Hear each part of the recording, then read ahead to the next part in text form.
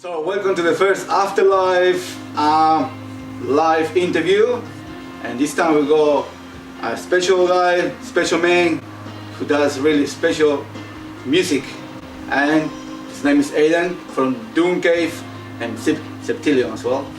Aiden, welcome to Afterlife. Pleasure to be here, man. Tell us about Doomcave. What's the difference between Septillion and Doomcave in musical terms? So Doomcave is kind of a little bit more mellowed out, a little bit kind of, it's more basic, kind of almost like melodic death metal as opposed to black metal, but it's got its like kind of black metal influences in there and stuff, but it's just kind of like an avenue for me to try things and just express myself, whereas Septillion we kind of just is more like a group effort or whatever, and you got like a group voice coming out. So yeah, I guess that's in simplest forms what it's all about. It's just like self-expression on a more personal level, and yes, try some different musical things like clean vocals, for example. Yep. So like I do a lot of clean vocals with Doomcave and none in Septillion.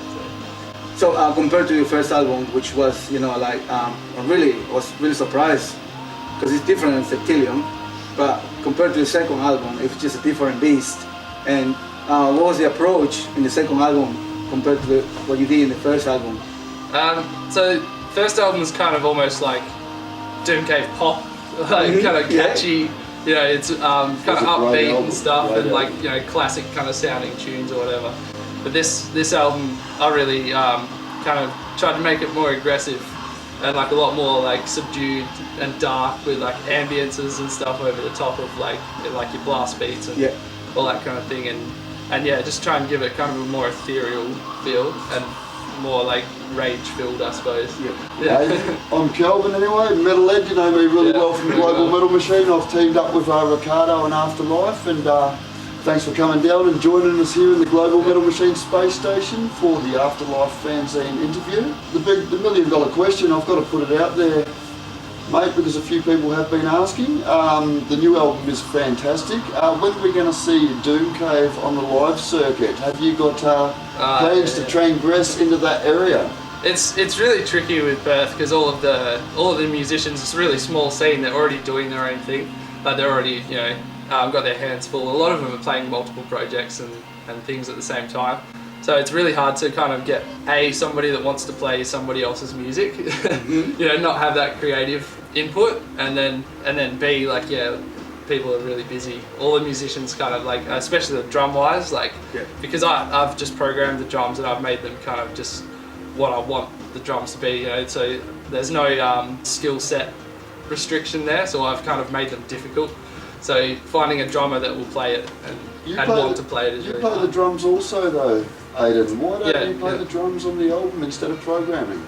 It's mainly a production thing, so I don't have the equipment and the gear, like kind of poverty restriction I like to call it. Like with each Doomcave release I go and like upgrade one set of the equipment, so the example of this one, I've gone and put a lot of money into the choirs and the guitar. I've used like a good digital amp. So yeah, the next album I'll improve something else, and then with each release I'll spend some money, put some money into improving it. So one day drums will be on. I'll go and play the drums myself.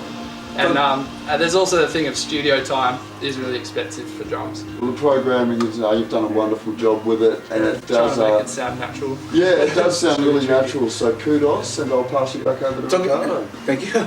Talking about the second record, when you say about choirs and all the stuff, in the second song, Mirror, Flowing River, that was just an amazing song because the choir thing, it just adds, like, makes it bigger, the song. Yeah. And was it used with people or just it was a program or? Yeah, so it's a top of the range program that like a lot of producers and stuff use. I've basically put the money in and got the best like choir samples I can find.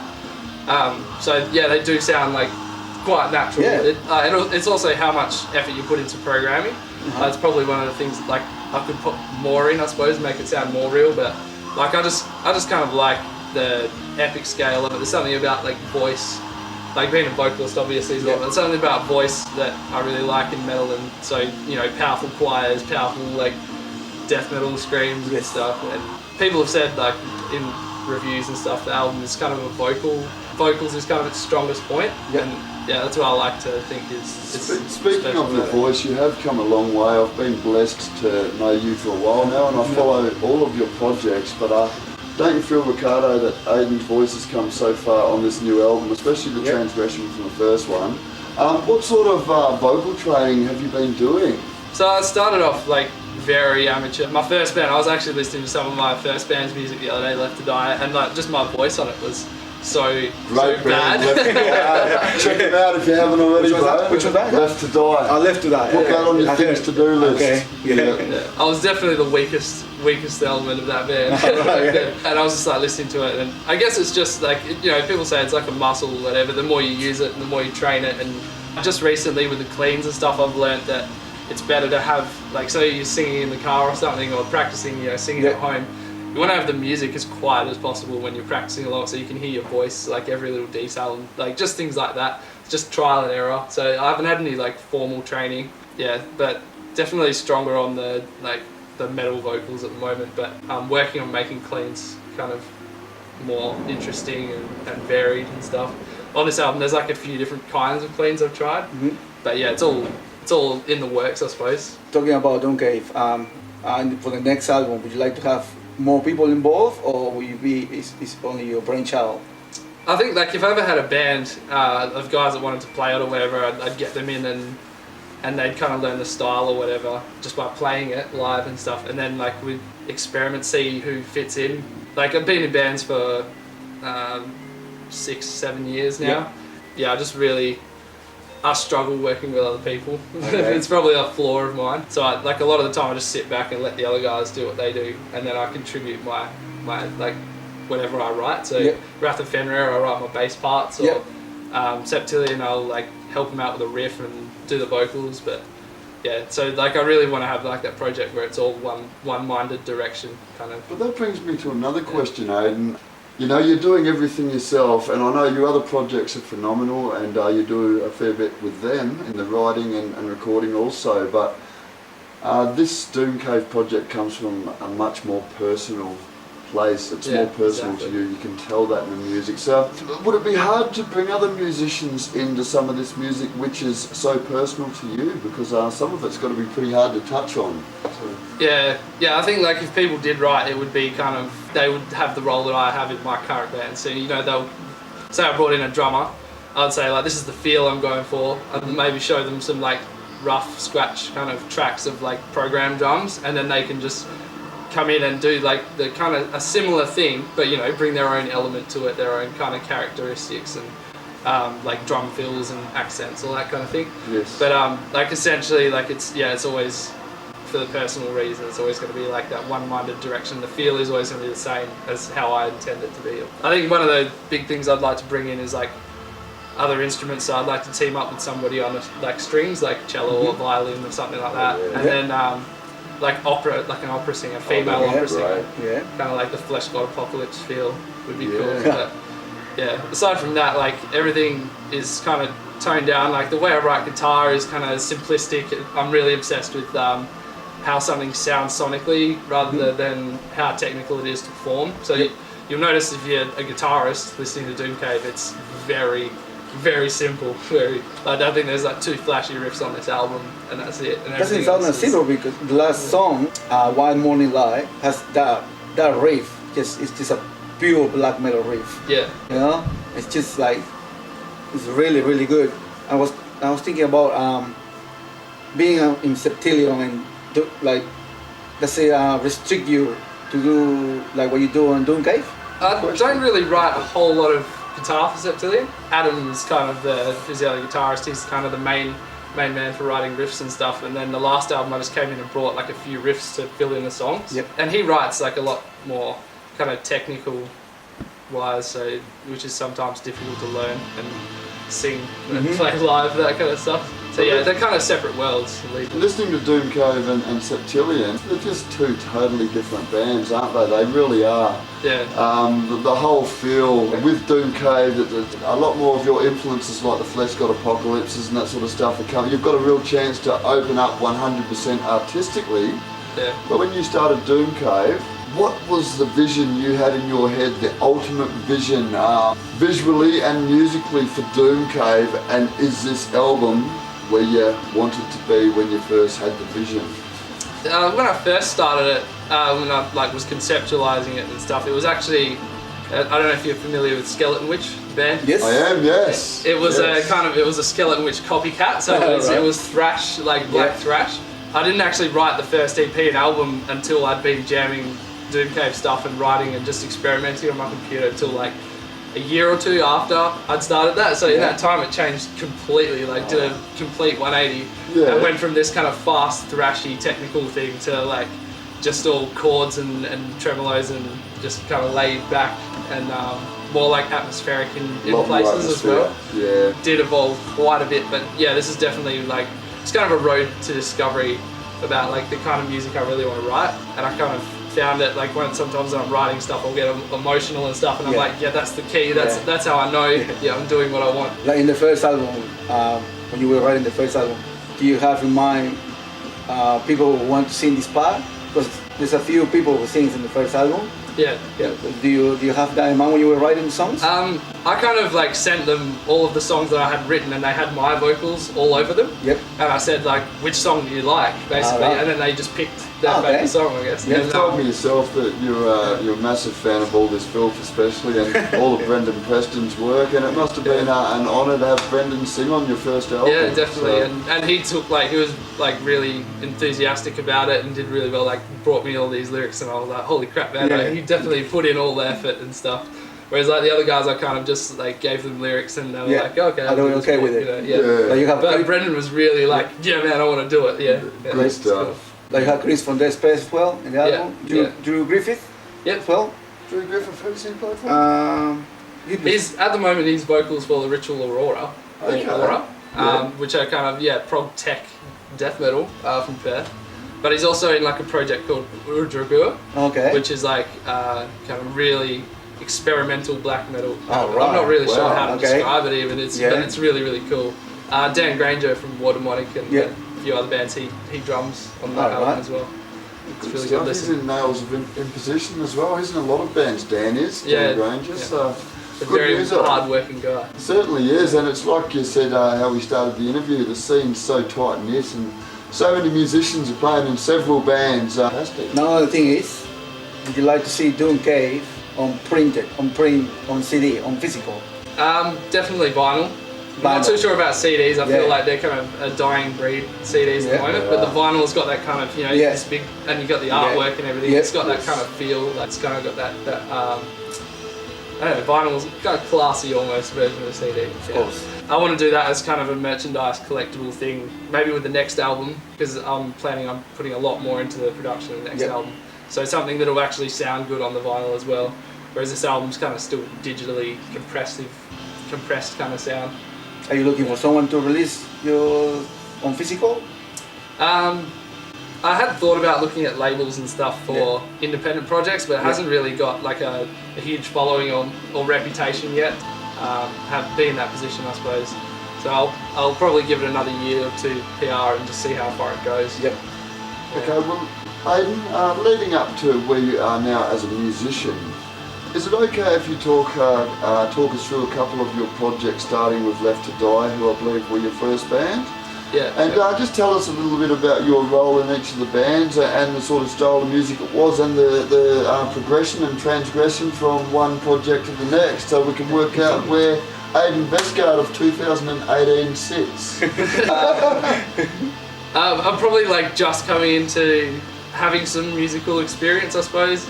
Like everything leading up until now has been like a growing kind of journey. I suppose you never stop, but I only feel like I've only just got to a point where I can write music that's worth something to other people, I suppose.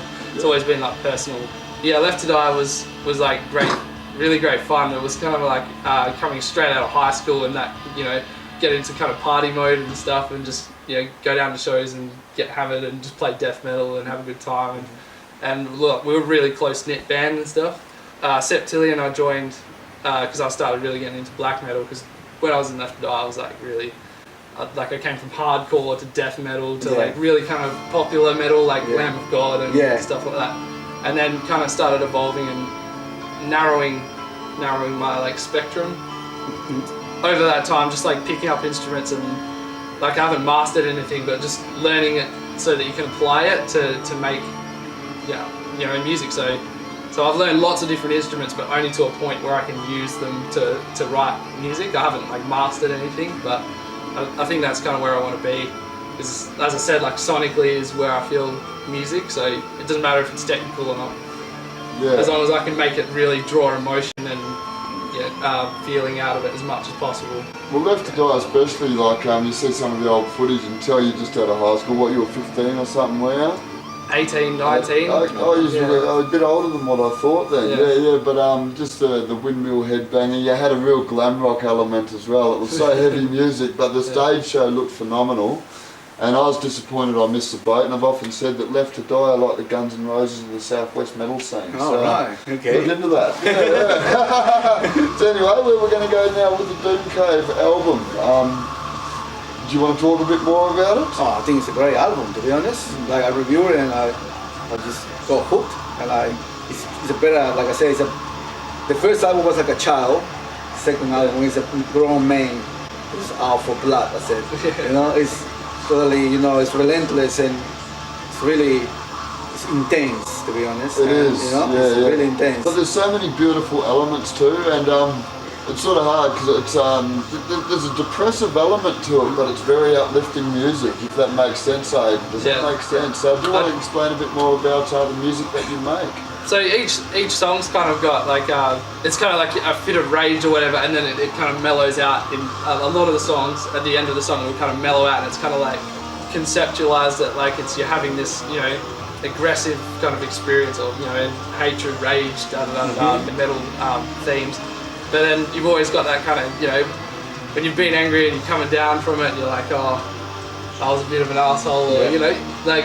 It's kind of got that development of an actual, like a big emotional experience in your life. So you're going through like self-reflection. Yeah, exactly. And then I draw a lot of like inspiration from like music soundtracks and like trailer music. Kind of big orchestral, the way they flow, then build up. So you got this massive build up, and then all of a sudden all these choirs come in. And well, you're a massive Star Wars fan. You make no secret about this. Do you want to talk about your influences musically, spiritually, the full shebang, what comes into Doomcave? Because I know you spoke to me about this in the past when we've spoken. The figures and some of the villains and that in Star Wars are a big influence to you. So do you want to talk a bit about this?